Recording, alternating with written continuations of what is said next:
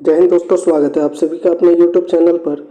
बिहार प्रधान शिक्षक भर्ती 2024 के जितने भी शिक्षक हैं जो रिजल्ट का वेट कर रहे हैं, यह वीडियो को पूरा देखिएगा, क्योंकि जो सुप्रीम कोर्ट का ऑर्डर आया है उसके बाद बिहार सरकार ने जो नया फैसला लिया है कि 65% पर हम रिजल्ट देंगे या 50% पर देंगे या फिर कुछ और, उस पर भी बात करेंगे। सुप्रीम कोर्ट के निर्णय के बाद जो रिजल्ट और कट ऑफ में जो एक बड़ा असर और बड़ा परिवर्तन देखने को मिल रहा है, जो 2-3 नंबर से लोग रह जा रहे थे, सिलेक्शन से बच जा रहे थे, उनके लिए फ़ायदा हो रहा है। रोस्टर में जो बड़ा परिवर्तन हुआ है, जो सीटों में परिवर्तन दिख रहा है, वहीं general, EWS, EBC, BC, SC, ST सभी कैटेगरी के लिए बात करेंगे। और रिजल्ट में जो देरी की बात कही जा रही है, अब जो बीपीएससी की तरफ से या शिक्षा विभाग की तरफ से इस पर क्या फैसला किया जा रहा है रिजल्ट के बारे में, इस पर भी बात करेंगे। साथ ही महिलाओं को कैसे फ़ायदा दिख रहा है इस वीडियो में बताएंगे। लेकिन अगर आप पहली बार हमारे चैनल पर आए हैं तो जल्दी से चैनल को सब्सक्राइब कर दीजिए। और अगर आपके मन में कोई भी प्रश्न है तो वह भी आप कमेंट बॉक्स में पूछ सकते हैं। तो चलिए वीडियो को शुरू करते हैं। सबसे पहले आपको मैं इसका पूरा डिटेल आज समझा देता हूँ। टोटल कैंडिडेट थे वो कितने थे? 1,19,000। मिनिमम क्वालिफिकेशन क्या था? सामान्य वर्ग के लिए 40%, 60 नंबर, पिछड़ा वर्ग के लिए 36.5 55 मार्क्स, अत्यंत पिछड़ा के लिए 51 मार्क्स, अनुसूचित जाति जनजाति महिला दिव्यांग 32% यानी 48 नंबर। अब आपके मन में आ रहा होगा कि ये मैं क्यों बता रहा हूँ। इसका बताने के पीछे यह कारण है कि बहुत से लोगों ने जो है आपत्ति दर्ज कराई हुई है, कम से कम 5 प्रश्नों पर जो है आपत्ति दर्ज कराई हुई है। अब आपत्ति दर्ज कराने से क्या फ़ायदा हो रहा है? ऐसे लोग जो ये न्यूनतम अर्हतांक को पास नहीं कर पा रहे हैं, मान लीजिए कोई शिक्षक जो है उसका जो है जो इसमें 60 मार्क्स जो है न्यूनतम अर्हतांक है और उसके बन रहे हैं 58, तो अगर ये 5 नंबर बढ़ जाते हैं तो उसके कितने हो जाएंगे? 63 हो जाएंगे। 5 नंबर प्लस हो जाएगा तो यानी ये मिनिमम क्वालिफिकेशन को तो वो पास कर जाएंगे, तो यानी कि 63 पर वो क्वालिफाई कर जा रहे हैं। तो इसीलिए यह बता रहा हूँ कि जो 5 नंबर के लिए 5 से 6 क्वेश्चन को लेकर जो आपत्ति दर्ज कराई गई है, अगर 4 से 5 नंबर बढ़ जाता है तो ये न्यूनतम अर्हतांक जो पास नहीं कर पा रहे, इनके लिए बहुत बड़ा फायदा यहाँ पे होने जा रहा है। इसीलिए मैं आपको ये दिखा रहा हूँ कि आपका जो मिनिमम क्वालिफिकेशन है वो क्या है, क्योंकि आपका जो है सबसे पहले जो एलिजिबिलिटी है सिलेक्शन के लिए वो यही है कि आपको न्यूनतम अर्हतांक जो है उसको पास कर लेना है।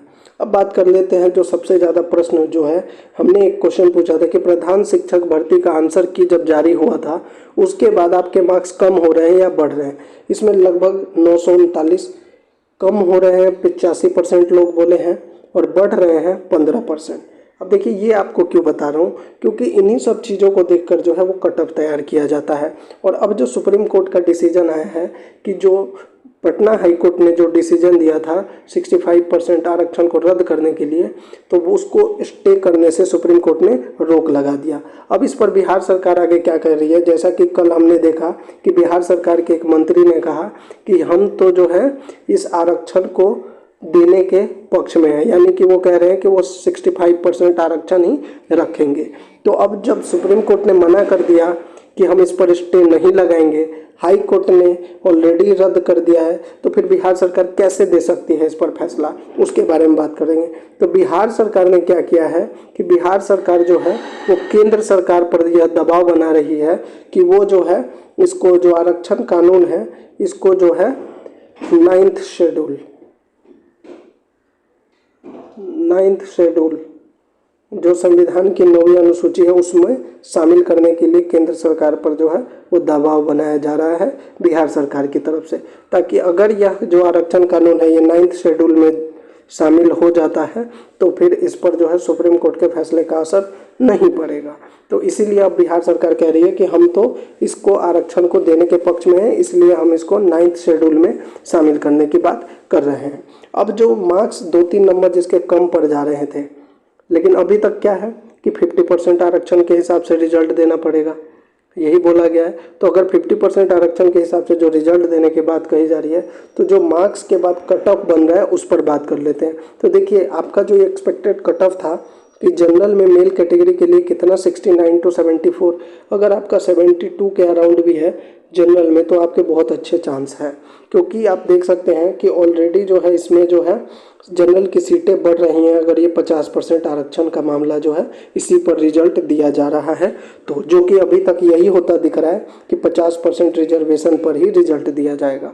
फीमेल के लिए 54 to 58 है। मान के चलिए अगर आप 57 58 आ रहे हैं तो आप लगभग सेफ है, क्योंकि फीमेल कैटेगरी के लिए आपको पता होगा कि महिलाओं के लिए पहले से ही सीटें जो है इसमें आरक्षित है, तो इसलिए महिलाओं के लिए तो ज़्यादा असर नहीं होगा, क्योंकि अगर इनके लिए पहले ही 35% सीट जो है वो आरक्षित रखा गया है।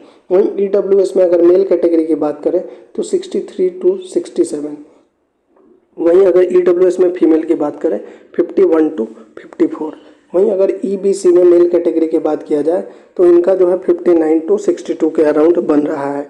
वहीं अगर EBC में अगर महिलाओं के लिए बात करें तो इनके मार्क्स जो है 50 to 53 के आसपास बढ़ रहा है। अब इसमें देखिए 1-2 नंबर आप ऊपर नीचे लेके चलिएगा, क्योंकि संशय यह है कि एक तरफ तो नोटिफिकेशन 65 पर है, लेकिन अब सुप्रीम कोर्ट और हाई कोर्ट की तरफ से बोला गया है 50%, तो 50% भी तो 1-2 नंबर ऊपर नीचे तो कट ऑफ में हो ही सकता है। लेकिन आपको मैंने यह भी दिखाया है कि मैक्सिमम लोग क्या बोल रहे हैं कि आंसर की आने के बाद जो लोग कह रहे थे 80, अब वो कह रहे हैं कि उनके 70 बन रहे हैं, और जो कह रहे थे 70 वो बोल रहे हैं 60 बन रहे हैं। तो सभी को पता लग गया कि आंसर की आने के बाद उनके मार्क्स घट रहे हैं, लगभग 85% बोले। इसीलिए मैं बोल रहा हूँ कट ऑफ हाई नहीं जाएगा, नॉर्मल ही रहेगा, कम ही रहेगा। जिनके 1-2 नंबर अगर कम भी बन रहे हैं और वो न्यूनतम अर्हता क्वालिफिकेशन को पास कर लिए हैं तो उनके भी चांसेस है कि वो सेलेक्ट हो जाएंगे। अब बात कर लेते हैं इसमें BC कैटेगरी में पुरुषों के लिए। तो BC कैटेगरी में जो है इनका जो लगभग कट ऑफ EWS के इक्वल ही होता है, आसपास ही रहता है, तो 64 to 68 के अराउंड जो है रहने की संभावना है। वहीं फीमेल की बात करें तो देखिए फीमेल कैटेगरी में जो है ना सफिशिएंट सीट है, चाहे आप किसी भी कैटेगरी से आते हैं इनके लिए सीटें आरक्षित है पहले से ही, तो इनका कट ऑफ यही 52 54 55 56 ऐसे ही रहने वाला है। तो BC कैटेगरी के लिए अगर सिर्फ महिलाओं की बात किया जाए तो इनका जो है 52 to 54 के अराउंड रहने की उम्मीद है। वहीं अगर बात करें SC ST में मेल कैटेगरी की तो 54 to 58, इसमें अगर आपके मार्क्स बन रहे हैं 58 तो पूरे चांस है कि आप बन जाते हैं। वहीं अगर आपके मार्क्स बन रहे हैं 54 to 55 तो आपके अच्छे चांस है, क्योंकि आपके मार्क्स कट ऑफ के अराउंड है। लेकिन अगर आप 58 59 है तो आप समझिए कि आपका हो जाएगा SC ST कैटेगरी में।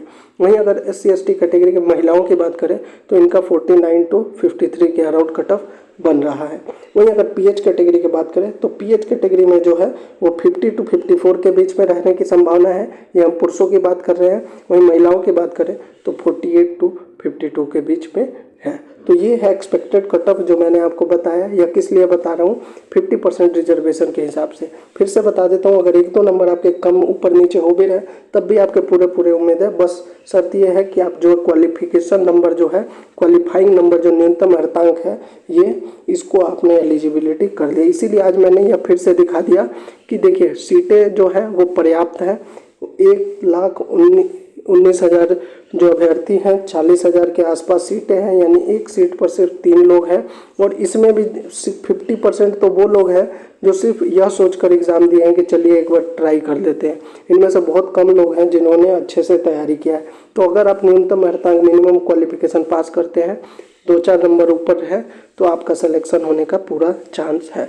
अभी भी अगर आपके मन में कोई प्रश्न है तो आप कमेंट बॉक्स में पूछ सकते हैं। साथ ही चैनल को जरूर सब्सक्राइब कीजिए, इस वीडियो को लाइक और शेयर कीजिए।